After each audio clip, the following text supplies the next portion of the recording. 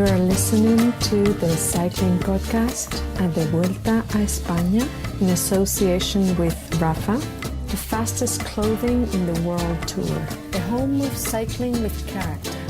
Ride and watch with Rapha in 2019 as they partner EF Education First and Kenyans Run.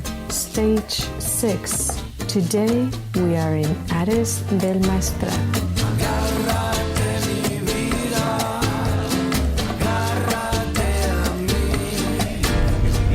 Wowee. So, as anticipated, that was an incredibly difficult start to the stage today. Fortunately, I think it's one of those days where the TV just won't do it justice. Wowee indeed. That was our Vuelta a España diarists, Schultz and James Knox, summarising very briefly the events of Stage 6 of the Vuelta a España. We'll hear a lot more from them later on in the podcast in part 2. But Daniel, it was a hectic old day on the Vuelta, but here we are, a little oasis of calm. Running water I can hear trickling away over there. The heat is sort of finally fading out of the day. This kind of place is typical Grand Tour accommodation for you, isn't it, Daniel? Well, that sounds loaded. That sounds like a barbed comment. What do you mean? I mean, we're a good kilometre and a half from civilization. Yeah, kilometre and a half. That's, how are you going to survive without your 5G, mobile service? But it was a really hectic day on the Vuelta. A lot happened, so let's summarise that in the tale of the etapa first of all. It was Stage 7 from Mora de Rubielos to Ares del Maestrat. Is that correct, Daniel? Ares del Maestrat.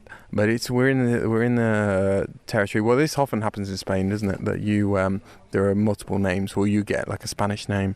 I saw what definitely looked like a Spanish name for the finish town and a different name on the road, but which I presume was in a Valencian name. We've come out of Aragon back into Valencia, right? Correct. The stage was 200 kilometres long, just about. Really long by Vuelta standards, that. And as I say, an extremely eventful day. The headlines are that Jesus Herrada succeeded where his brother and Cofidis teammate Jose fell short yesterday. We have a new wearer of the red jersey, and a big crash has taken out several big names. There was a really hard start. It took the best part of 50 kilometres for the break of 11 to get clear. The crash that took out red jersey holder until yesterday evening, Nicholas Roach, and EF Education First Rigoberto Urán and Hugh Carthy happened around halfway through the stage. Urán and Carthy abandoned immediately, as did CCC's Victor de la Parte. Roach did get back on his bike, but he had to stop a few kilometres later, so that was a real bad crash and some hefty casualties of that crash. By that stage, the break had a healthy lead as they reached the penultimate climb with 25 kilometres to go. Scabou Grumet attacked and went over the top of the climb alone. He rides for Mitchelton Scott, of course. At this point, Ineos's David de la Cruz was the virtual red jersey, but then there was a real kind of reshuffle. Movistar's Nelson Oliveira joined up with Grumet at the front with about 20 to go, and then finally they were caught on the climb by Herrada and Dylan Teuns, who then dropped them with a couple of kilometres to go. It was an interesting finish, wasn't it, because Herrada, who held the red jersey for a couple of days last year, really got an armchair ride to the finish from Teuns, who had his eyes on the red jersey, and that is exactly how it panned out. Herrada took the stage and Teuns took the red jersey. But a really bad day for EF Education First. Another couple of their riders came down in that crash along with Urán and Carthy, and then to make matters worse, TJ Van Garderen, who'd been in the break, crashed on a descent. So the Vuelta has lost the riders who were 5th, 6th and 13th overall this morning. Dylan Teuns is the new leader, 38 seconds ahead of De La Cruz. Miguel Angel Lopez is now down in 3rd, but no material difference to his standing overall, unless we think that Teuns or De La Cruz are going to be long-term prospects. The fastest clothing in the world tour, the home of cycling with character. Ride and watch with Rapha in 2019 as they partner EF Education First and Kenyans Run.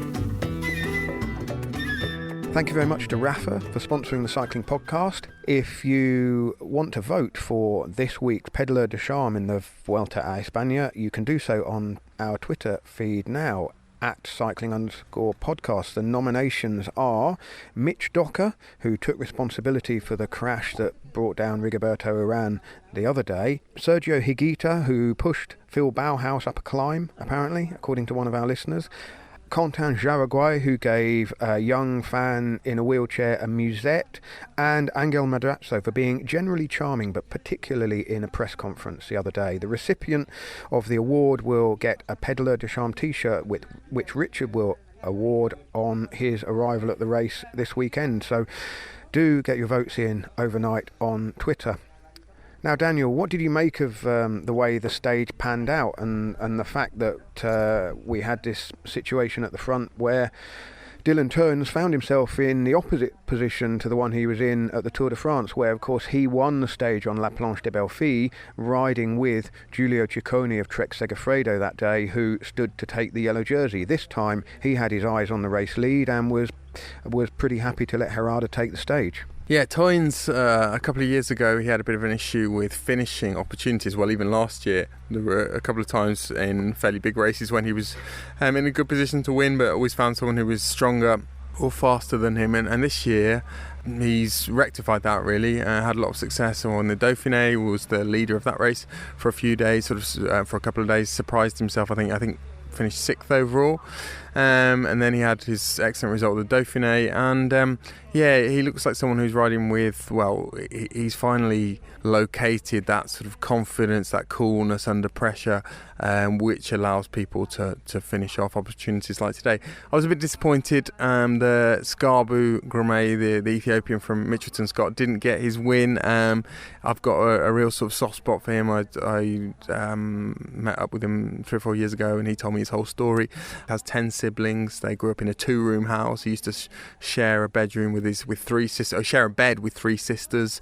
They all sort of borrowed each other's clothes. He lives in a place called Mekele, or is from a place called Mekele, which weirdly has always had quite a big cycling culture in Ethiopia. And it's 2,200 metres above sea level, but it's actually pretty close, about an hour or two's drive from one of the lowest places on earth, with the Danakil Desert, the Danakil Depression, which is sort of quite often referred to as one of the least hospitable places on earth, one of the hottest, driest places on earth.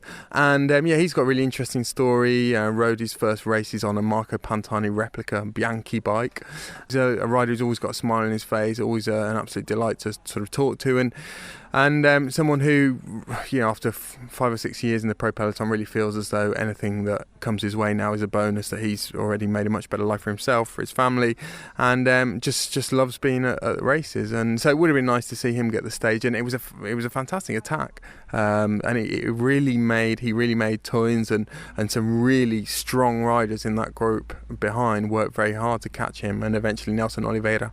Well, he went early, didn't he? It was a big ask, really, that for any rider. Anyone in that group would have thought twice, perhaps, about going that far out. And they made a really good fist of it. When Oliveira came up, Grumay was still giving him turns. I mean, he was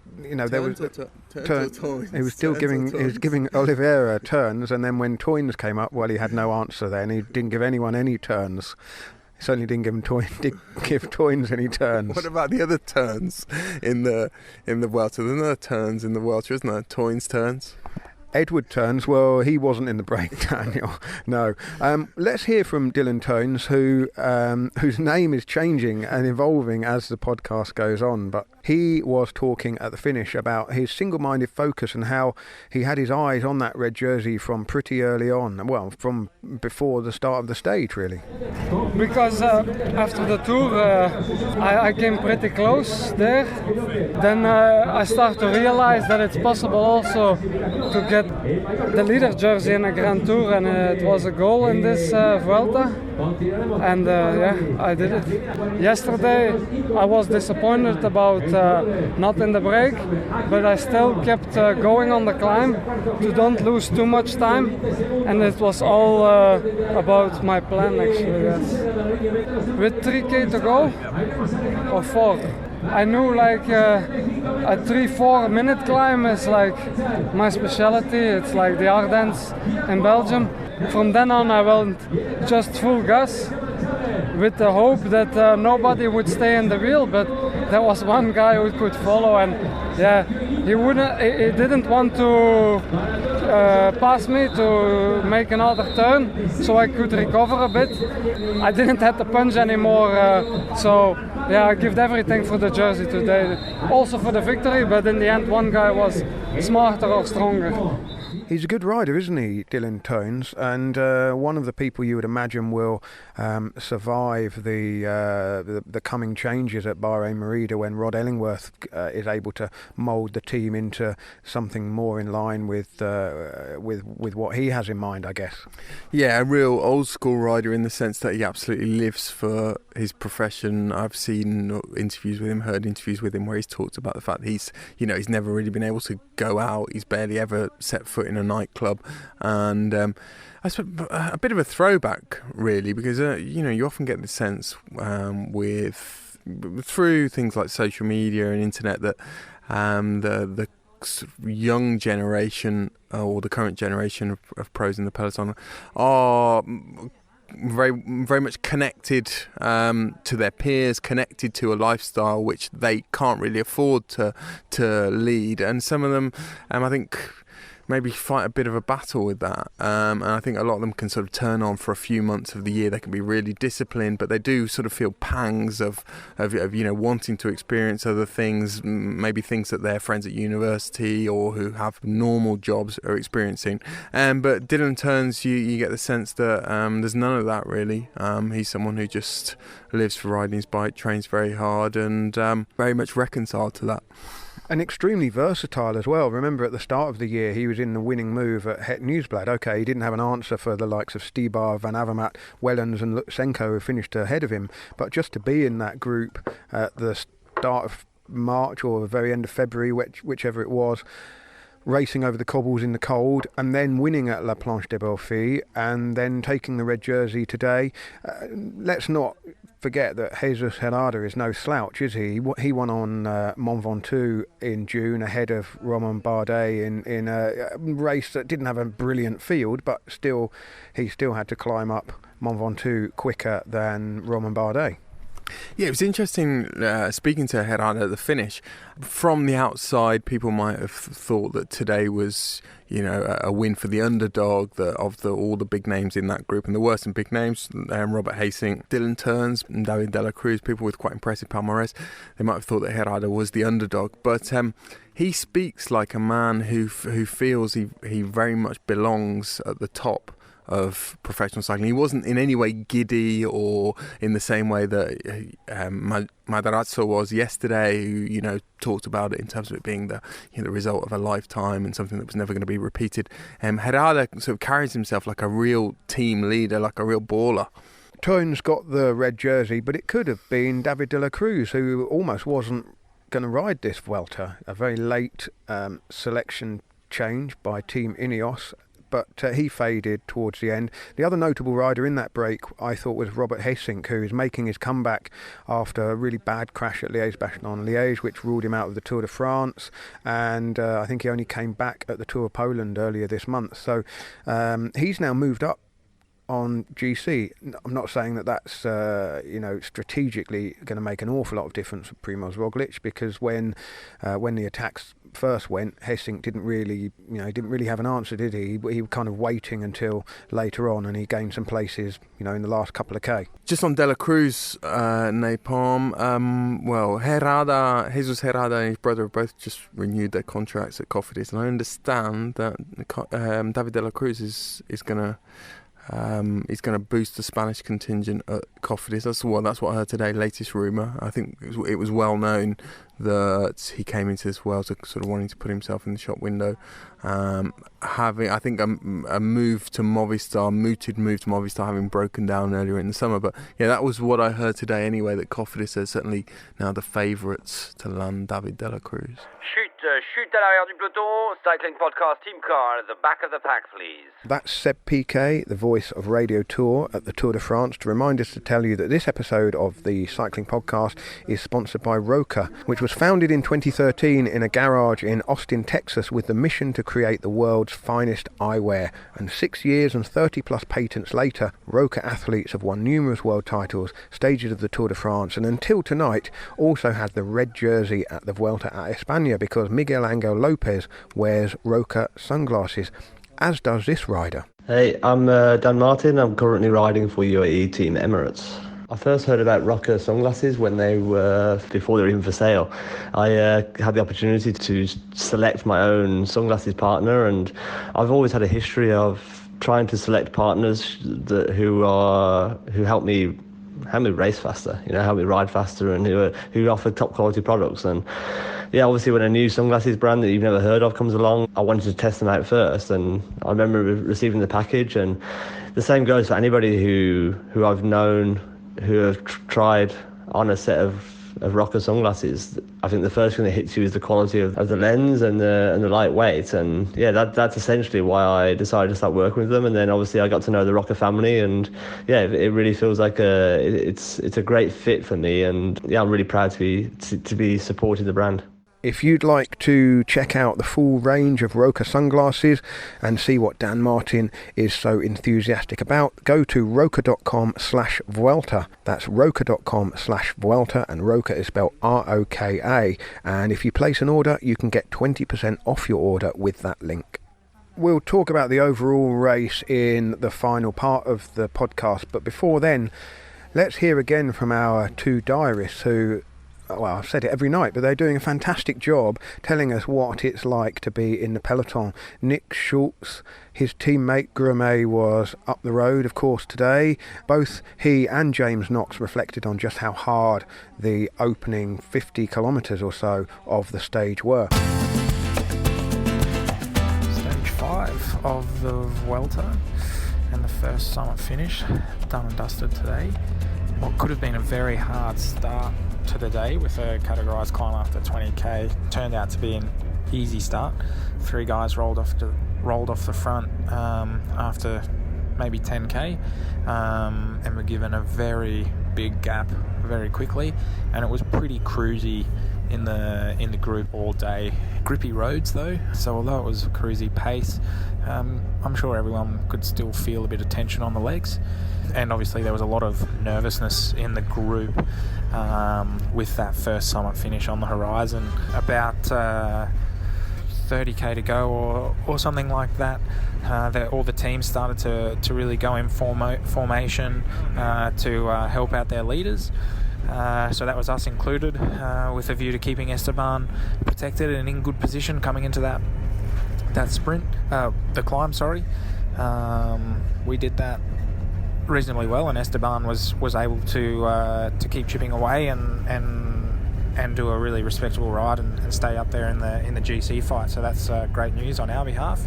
The climb was a pretty brutal one to sort of start the hilltop finishes off. It was 12k with the last 5 or 6k between 10 and 12%. So it was pretty tough. But once my role was done, which was mainly just a bit of positioning coming into the climb, I had the privilege of being able to check out and cruise up the climb with some teammates. So all in all, a fairly relaxed day, which was a nice little surprise. But I have a feeling that tomorrow, with multiple climbs in the first 30k, we won't be as lucky. But yeah, we will see. Yeah, that's all for today, and I'll check in tomorrow again. Cheers.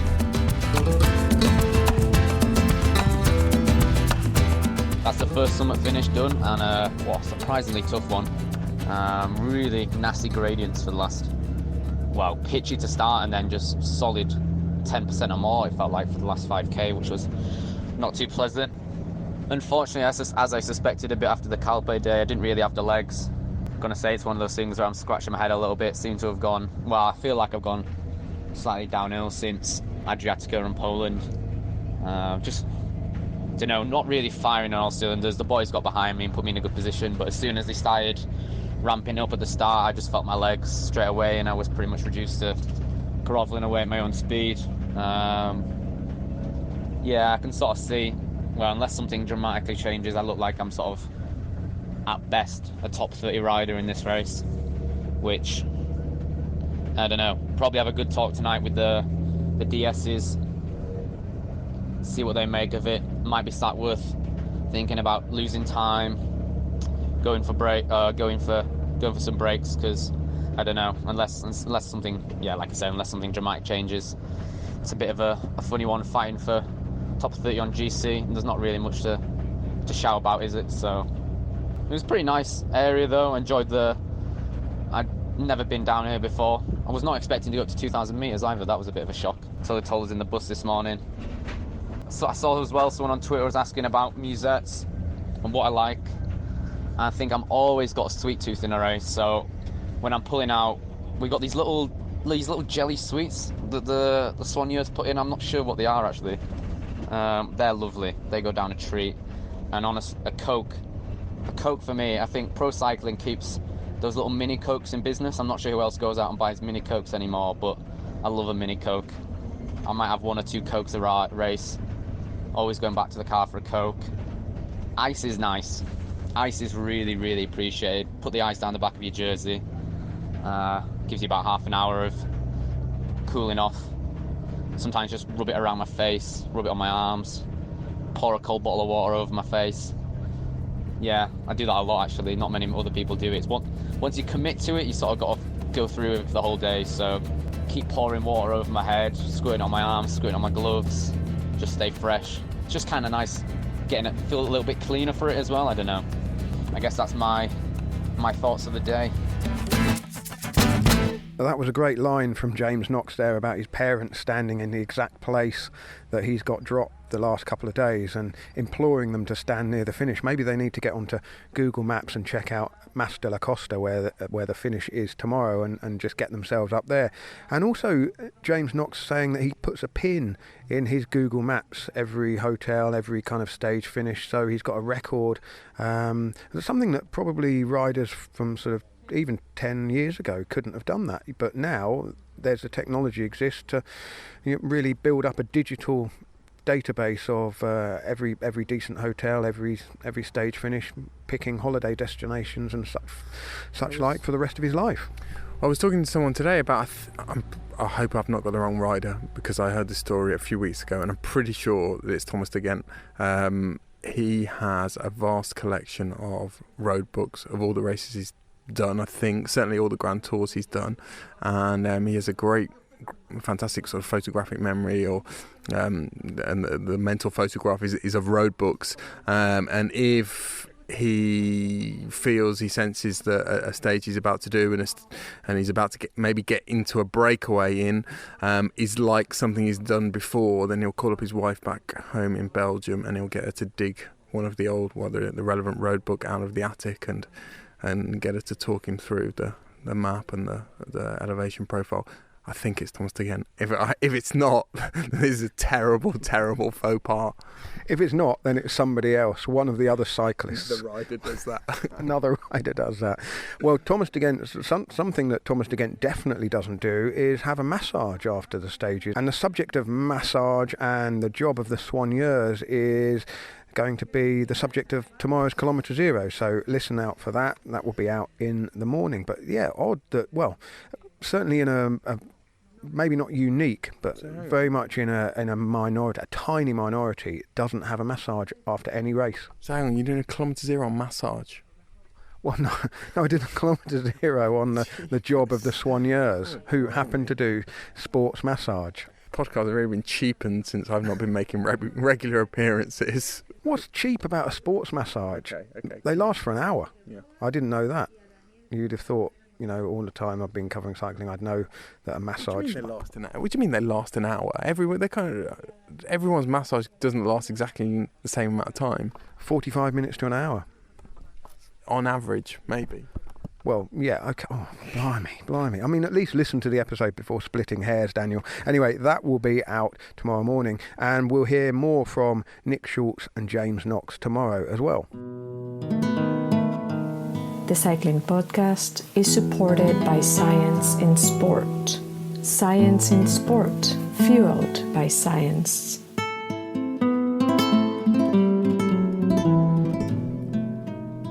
Thank you very much to Science in Sport, regular sponsors of the Cycling Podcast for, many years now, and we're very grateful for that. If you want to purchase any of the Science in Sport products from scienceinsport.com, you can get 25% off with the code SISCP25.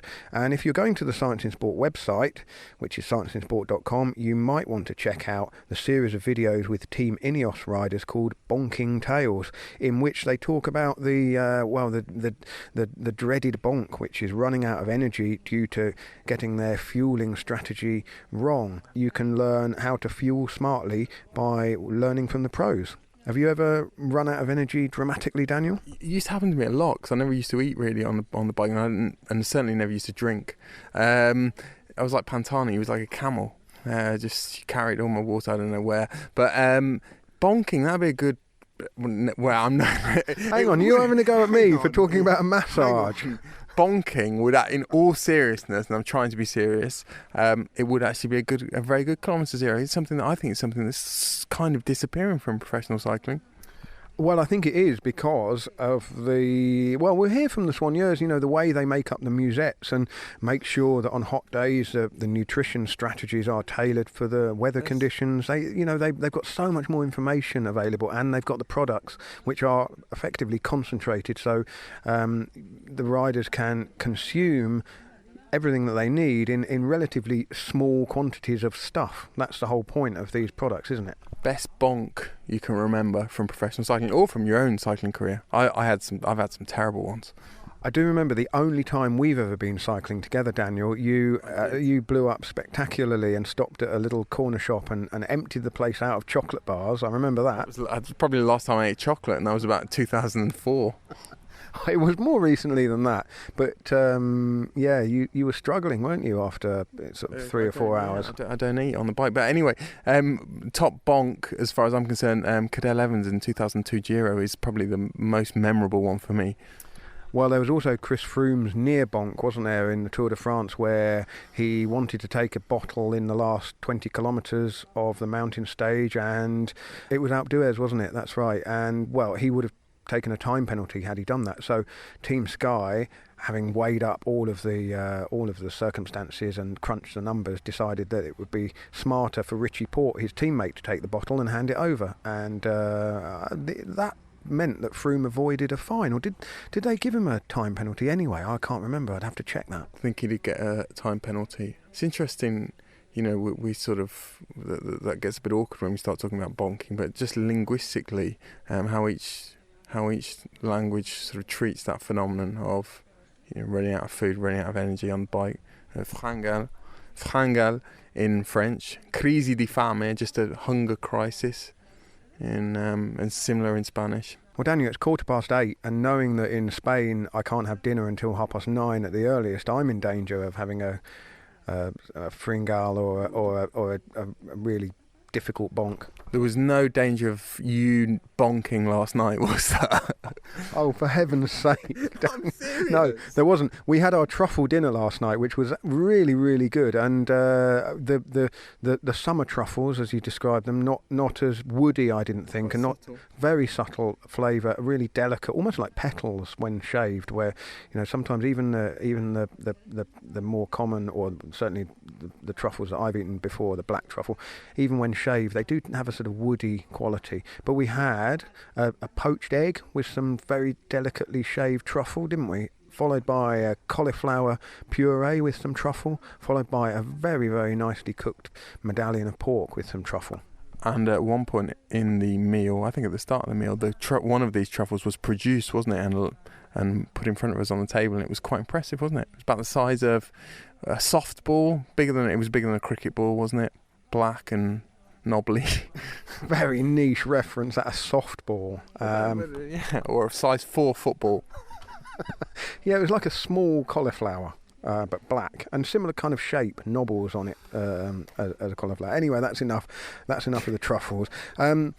Overall, we didn't learn a great deal today, did we? Miguel Angel Lopez is out of the red jersey, but might very well be back in it again this time tomorrow. The finish I said yesterday about today's finish, I was under the impression it had some steep ramps in it, and I got that wrong. It's tomorrow, which is significant, Mas de la Costa, and the race has been there before. Yeah, I went there 3 years ago, and it's a typically goatee Vuelta climb.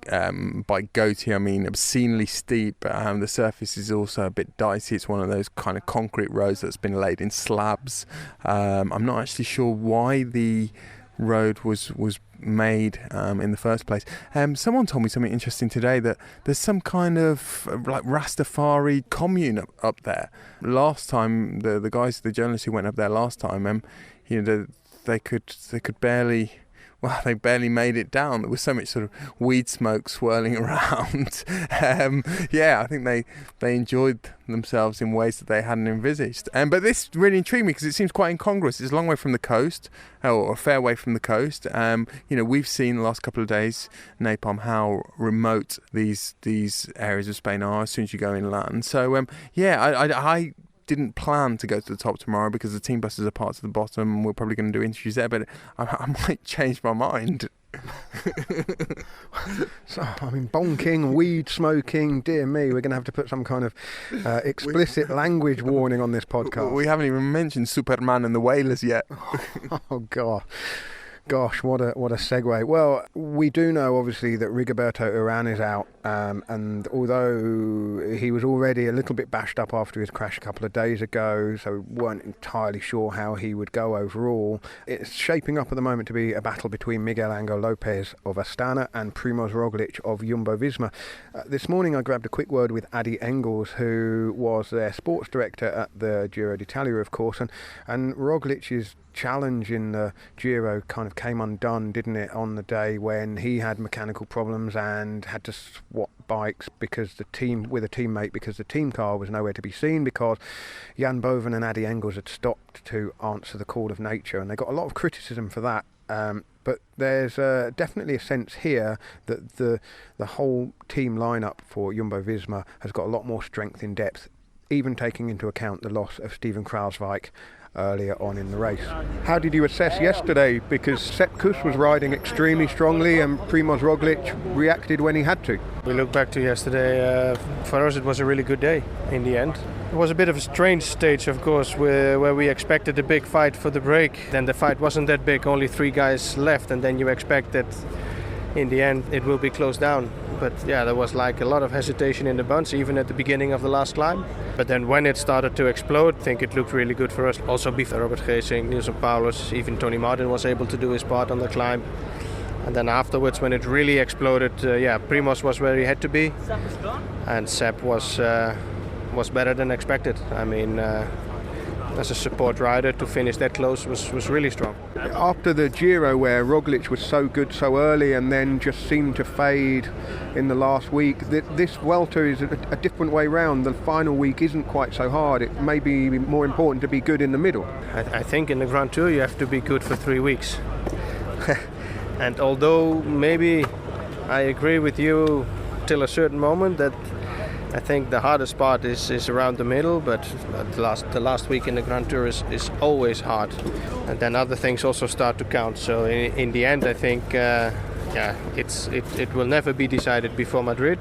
The other difference to the Giro is that before the Giro, of course, Primož had quite a big campaign, very successful campaign, of course, till Romandy. So when he started the Giro, he was really top. On the other hand, he also made a big gap in the first part of the Giro, so we can look at that from different angles. It's also not important now. The difference now is that after, more or less after the Giro, he didn't race. He only did the Nationals, and he prepared really well. So I think what he showed now in this first days, after having not having a race for so long, it looks good. It looks promising.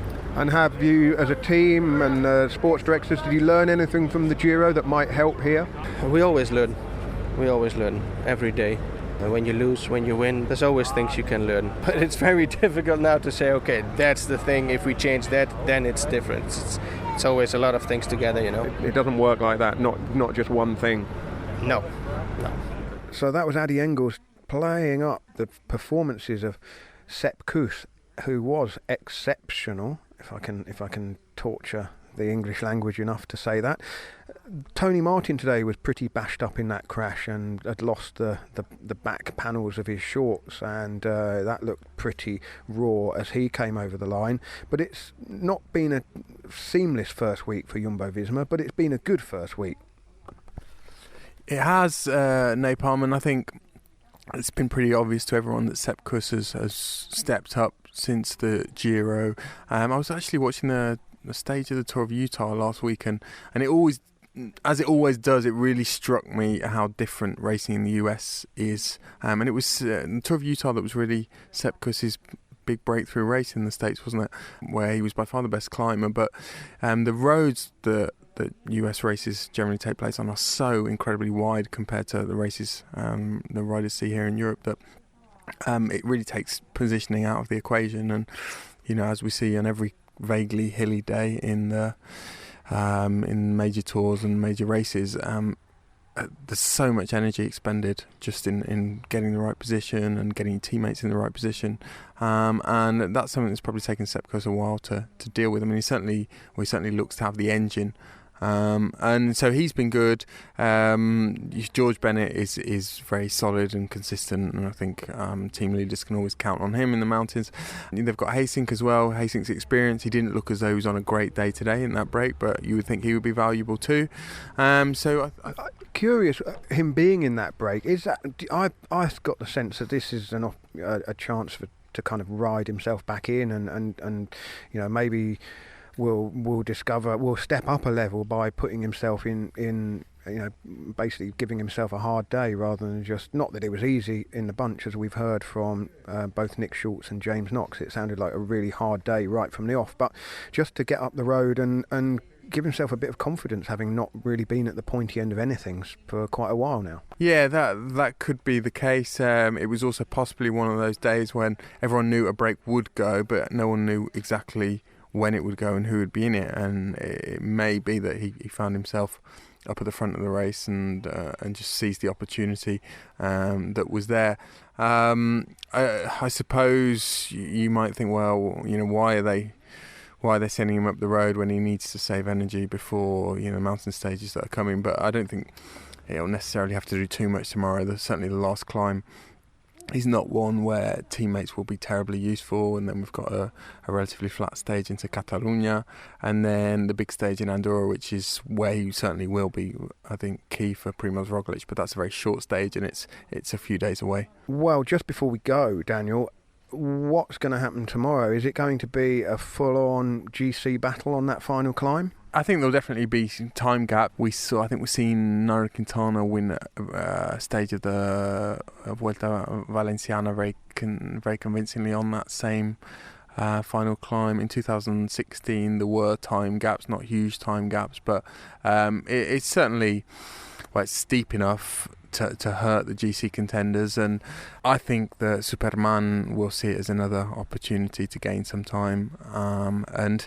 I was kind of intrigued by Movistar's tactics today. I thought there was an ideal opportunity for them when the gap was holding, when the break had gone, the gap was holding at around 3 minutes. I thought that was the time for them to relieve Astana of some of their pacemaking duties and take the chance to set up Alejandro Valverde on what looked as though it was going to be a perfect finish for him. And because, you know, he's high up on the general classification at the moment, but he's made no qualms about the fact that he doesn't think that he can win the race. He's mainly here to win stages. So I thought there was, you know, they'll rarely get an opportunity that's better than today's.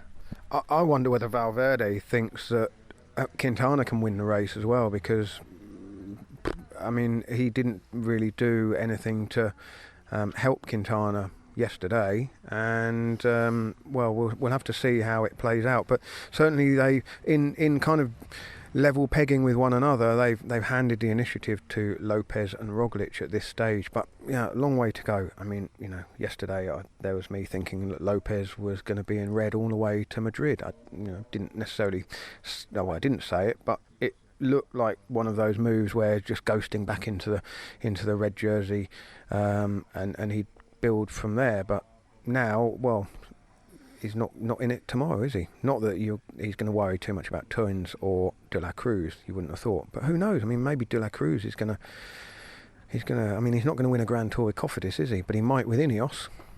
Yeah, I can't see him, to be honest, being in the shake-up, and I don't think he thinks he'll be in the top 5 when we get to Madrid. But I think Napalm, generally speaking, just over the last 24 hours, it's been amazing, yet again, how hasty people have been in drawing conclusions from yesterday's stage and declaring the race almost over. It should be banned. It should be any speculation about the outcome. I know we've done it, we've indulged in it slightly, but until day 10, it should be banned. We did it at the Giro with Roglic, or people did it at the Giro with Roglic. Alaphilippe, I mean, I told you, didn't I, about the various bets I had with people. I kind of went the other way and went too far the other way. I had all these bets with people that he wasn't even going to finish in the top 10. But there were a lot of people who were convinced that, who were talking after stage 10 as though, well, it was a done deal, and Alaphilippe had never finished in the top 20 in a Grand Tour before, but people thought he had it sewn up.